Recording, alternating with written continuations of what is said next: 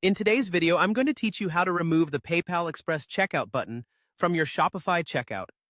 If you're managing an online store using Shopify, you might want to customize certain parts of your checkout experience to better fit your business needs.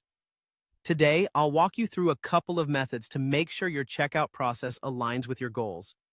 First, let's look at how to deactivate PayPal completely, which will remove the PayPal Express checkout button and also disable PayPal as a payment method.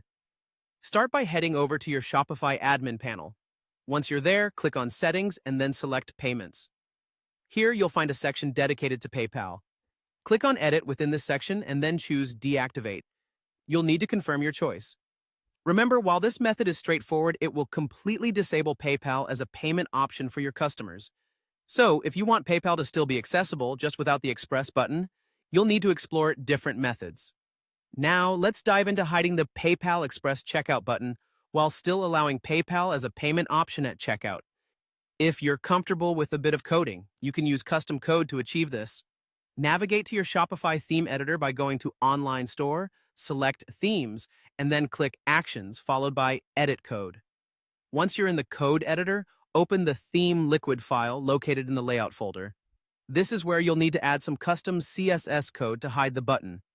Make sure the code is from a reliable source or a Shopify expert, perhaps one like cleancode.com, to ensure that it works correctly and doesn't interfere with other functionalities on your site. If coding isn't your cup of tea, you have the alternative of using a third-party app. An app like PayRules. Hide payment methods can be extremely helpful. After installing the app, you can create a rule specifically to hide the PayPal Express checkout button without affecting other payment options. While you explore these solutions, there are a couple of important considerations to keep in mind.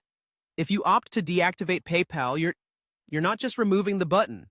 You're also removing PayPal as a payment method entirely from your store. If you want to keep offering PayPal, consider the custom code or app approach.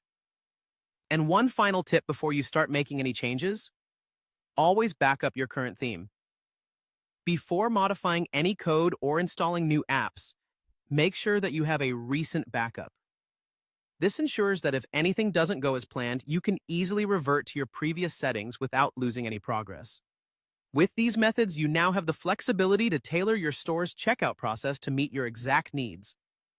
Good luck, and I hope your Shopify store continues to thrive.